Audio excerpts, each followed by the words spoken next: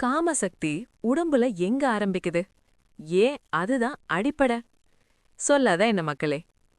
Chapter 1ல நாம ஒரு விஷயத்த மட்டும் தெளிவா பேசினோம். காமம் என்பது கெட்டதில்ல, அது ஒரு சக்தி. அந்த சக்திய புரியாம இருக்கிறது தான் பிரச்சனை. இப்போ இயல்பா ஒரு கேள்வி வரும். இந்த காமசக்தி நம்ம உடம்புல எங்கிருந்து ஆரம்பிக்குது? ஏன் முன்னோர்கள், சித்தர்கள், யோகிகள் எல்லாருமே உடம்ப பற்றி பேச ஆரம்பிச்ச உடனே அடிப்படை இடமா ஒரு குறிப்பிட்ட பகுதியை தான் சொல்றாங்க? இதுதான் இந்த சாப்டர்ல நாம பேச போற விஷயம். மனித உடம்புல 7 சக்கரங்கள் இருக்குன்னு கேள்விப்பட்டிருப்பீங்க. சில பேர் இத நம்புவாங்க, சில பேர் இத கதையா நினைப்பாங்க. ஆனா ஒரு விஷயம் என்னன்னா, இந்த 7 சக்கரங்களும் வெறும் மத விஷயம் கிடையாது. இது மனித அனுபவத்தோட வரைபடம். இப்போ அந்த 7 சக்கரங்கள்ல முதலாவது சக்கரம் எங்க இருக்கு? தலையில இல்ல, மார்பல இல்ல, கண்ணுல இல்ல, உடம்போட அடிப்படை பகுதியில இருக்கு, இனப்பெருக்க உறுப்புகளுக்கு அருகில. இதிலிருந்தே ஒரு கேள்வி எழணும். ஏன் கடவுள தேடுற விஷயமா சொல்ற ஆன்மீகம் உடம்போட அந்த இடத்திலிருந்து ஆரம்பிக்குது? இது சும்மா நடக்கல. முதல் சக்கரம் உயிர் பிழைக்கிற சக்தி, இருக்கணும் என்ற உணர்வு, இந்த உலகத்துல நிலை பெறணும் என்ற ஆசை. இந்த மூன்றுக்கும் அடிப்படை என்ன? காம சக்தி. ஒரு மனிதன் நான் உயிரோட இருக்கணும்னு நினைக்கிறதே ஒரு இச்சைதானே. அந்த இச்சை இல்லன்னா அவன் சாப்பிட மாட்டான், உழைக்க மாட்டான், வாழ முயற்சி பண்ண மாட்டான். அதனாலதான் முன்னோர்கள் சொன்னாங்க, மனித வாழ்க்கையோட அடித்தளம் காமசக்தி. ஆனா இங்கதான் நாம இன்னொரு தவறு பண்ணிட்டோம். அடித்தளத்தை கெட்டதுன்னு சொன்னா மேல கட்டப்படுற மாடி எப்படி நிலைக்கும்? காமசக்திய வெறுத்துட்டு ஆன்மீகம் பேசுறது அடித்தளம் இல்லாம கோபுரம் கட்டுற மாதிரி. அதனாலதான் பல பேருக்கு ஆன்மீகம் வெறும் வார்த்தையா தான் இருக்கு, அனுபவமா மாறல. இப்போ இன்னொரு விஷயம் கவனிங்க. முதல் சக்கரம் இருக்கிற இடம் மட்டும் முக்கியமில்ல, அதோட இயல்பும் முக்கியம். அந்த சக்கரம் நிலத்தோட சம்பந்தப்பட்டது. பூமி சக்தி, நிலைத்தன்மை. பூமி என்றால் என்ன? பெறுதல், வளர்ச்சி, உருவாக்கம். அதனாலதான் காமசக்தி பூமி சக்தியோட இணைக்கப்படுகிறது. ஒரு விதை பூமிக்குள்ள போனாதான் மரமாகும். அதே மாதிரி காமசக்தி உடம்புக்குள்ள அடித்தளமா இருந்தாதான் மேலே உயர முடியும். ஆனா நாம என்ன பண்ணோம்? அந்த சக்திய கீழ்த்தரம்னு சொன்னோம். அத பற்றி பேசுறதையே அசிங்கம்னு சொன்னோம். அதனால என்னானது? அந்த சக்தி மேலே ஏற முடியாம அதே இடத்துல சிக்கிக்கிட்டது. அதனாலதான் பல பேருக்கு காமம் என்றாலே உடல் இச்சைய மட்டுமே அனுபவம் இருக்கு, அது மேலே போக வழியே கிடையாது. இதுதான் நாம புரிஞ்சுக்க வேண்டிய விஷயம். முன்னோர்கள் காமத்தை அழிக்க சொல்லல, அவர்கள் சொன்னது அதை உயர்த்த சொல்லி. காமசக்தி அடிப்படையிலிருந்து மேலே பயணம் செய்யணும்.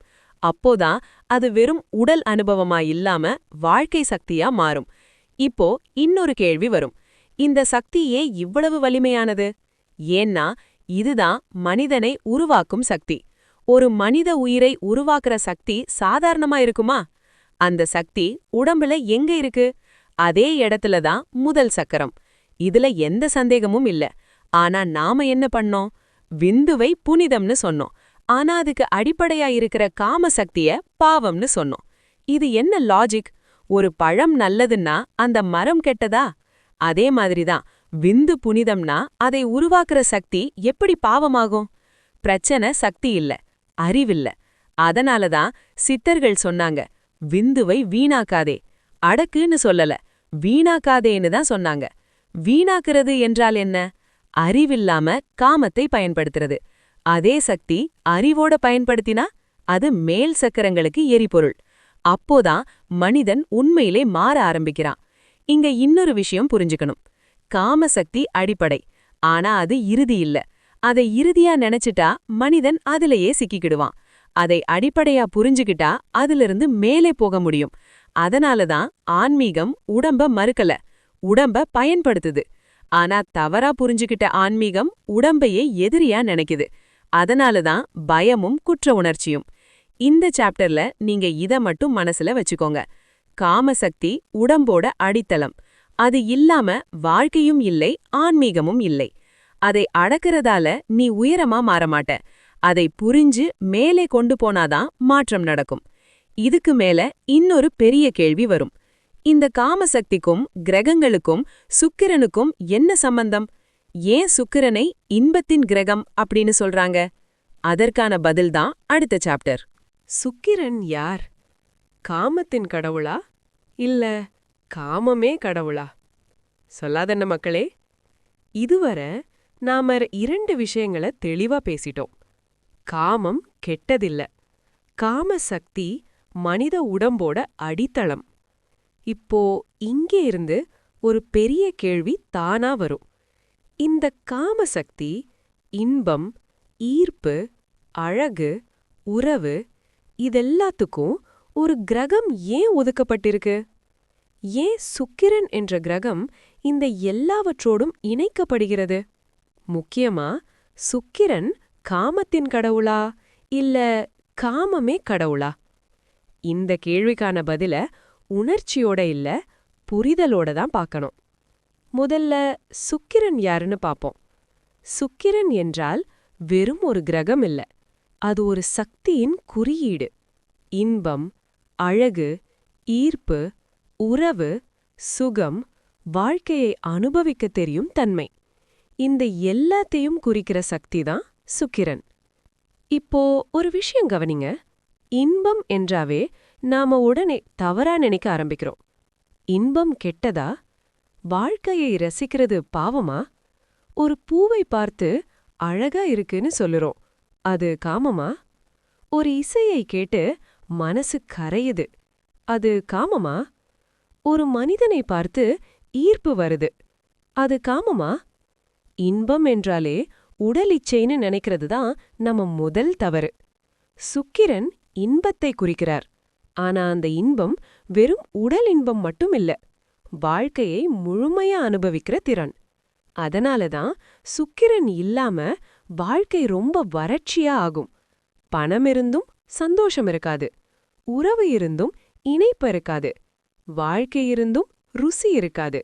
இதெல்லாம் சுக்கிரன் பலவீனமா இருந்தால வரும். இப்போ இங்கே ஒரு முக்கியமான விஷயம். சுக்கிரன் காமத்தை உருவாக்கல, அவர் காம சக்தியை எப்படி ரசனையா, எப்படி வாழ்க்கையா, எப்படி சமநிலையா மாற்றணும்னு குறிக்கிறார். அதனாலதான் சுக்கிரனை ஆசுர குருன்னு சொன்னாங்க. ஆசுரன் என்றாலே நமக்கு என்ன தோணுது? கெட்டவன், அகங்காரம், பாவம். ஆனா பழைய அர்த்தம் அது இல்ல.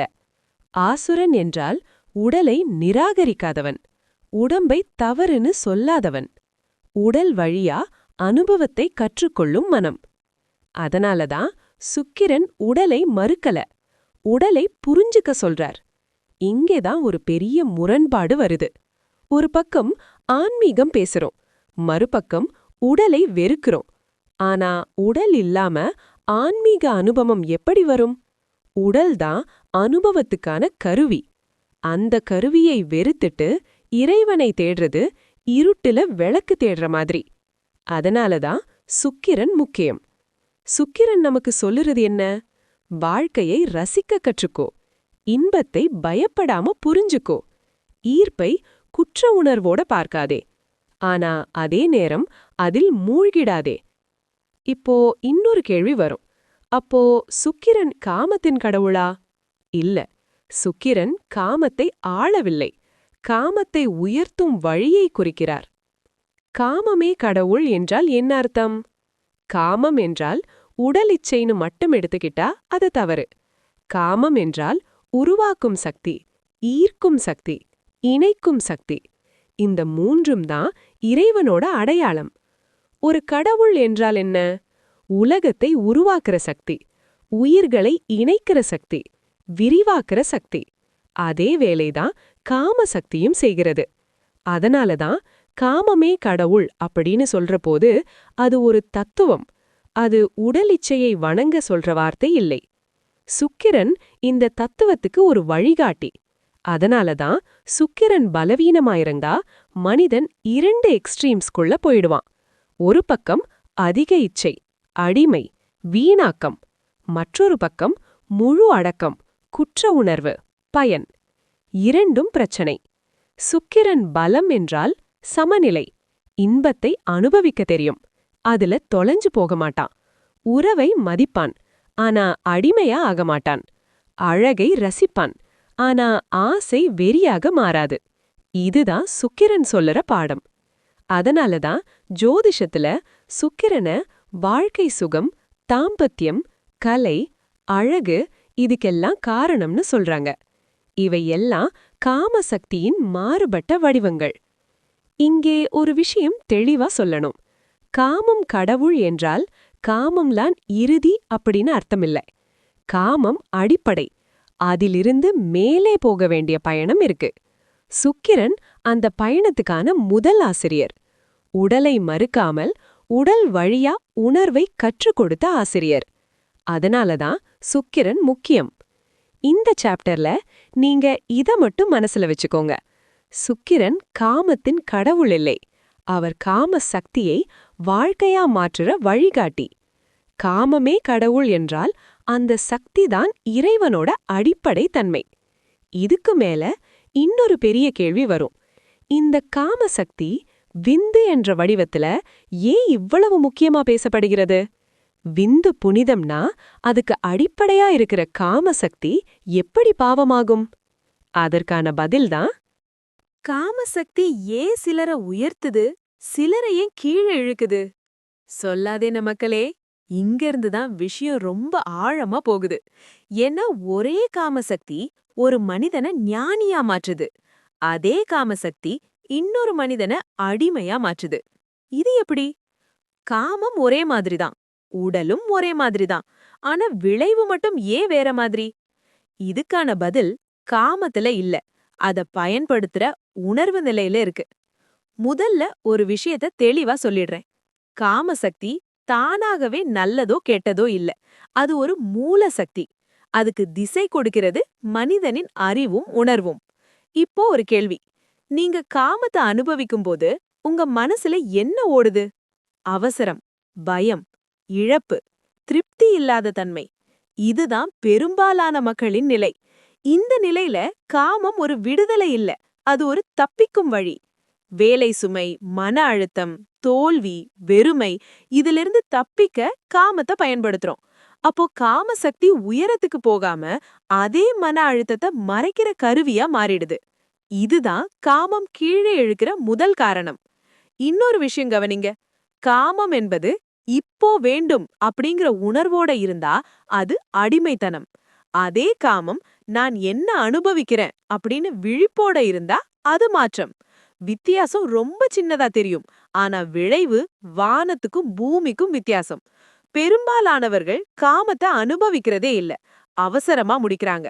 மனசு வேற எங்கேயோ இருக்கு, திரும்ப திரும்ப அதையே நினைக்கிறாங்க. இதுல உணர்வு இல்ல, விழிப்பு இல்ல. அதனாலதான் திருப்தி வராது. மேலும் வேண்டும், மேலும் வேண்டும். இதுதான் அடிமைத்தனம் உருவாகிற இடம். அதே காமசக்தி விழிப்போட இருந்தா என்ன ஆகும்? உடம்பை உணர்வீங்க, மூச்ச கவனிப்பீங்க, உணர்வ புரிஞ்சுக்குவீங்க. அப்போ அவசரம் குறையும், பயம் கரையும். அதே சக்தி அமைதியா மாறும். இதத்தான் சில ஆன்மீக வழிகளில் உணர்வோட வாழ்தல்னு சொல்றாங்க. இது காமத்தை விட்டு ஓடுற வழி இல்ல, காமத்துக்குள்ளேயே அறிவோட இருக்கிற வழி. அதனாலதான் சிலர் காமத்திலேயே பெரிய தெளிவை அடைகிறார்கள்.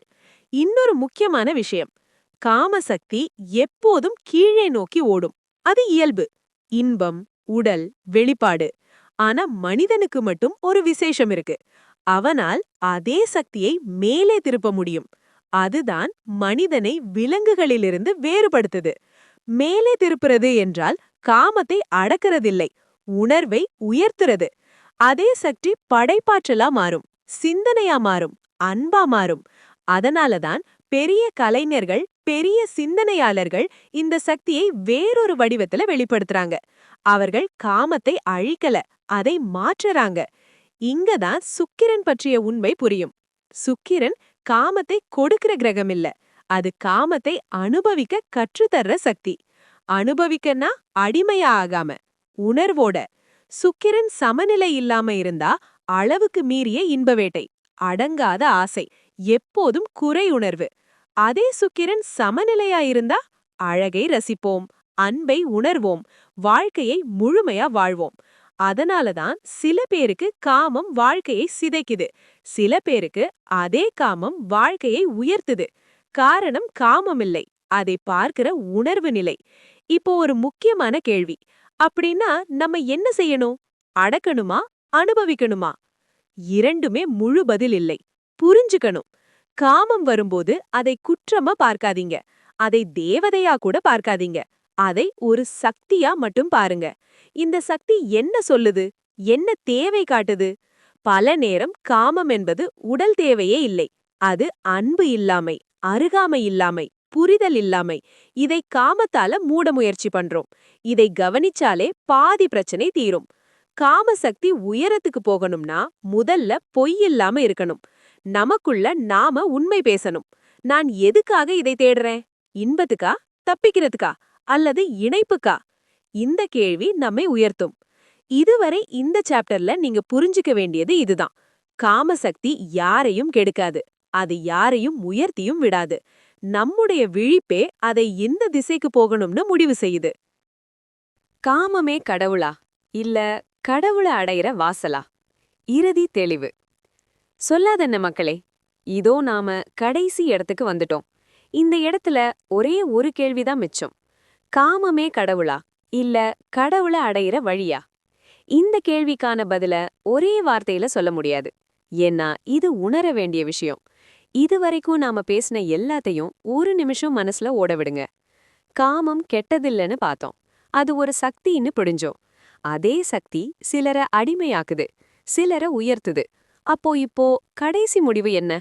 முதல்ல ஒரு முக்கியமான விஷயத்த தெளிவா சொல்லணும்.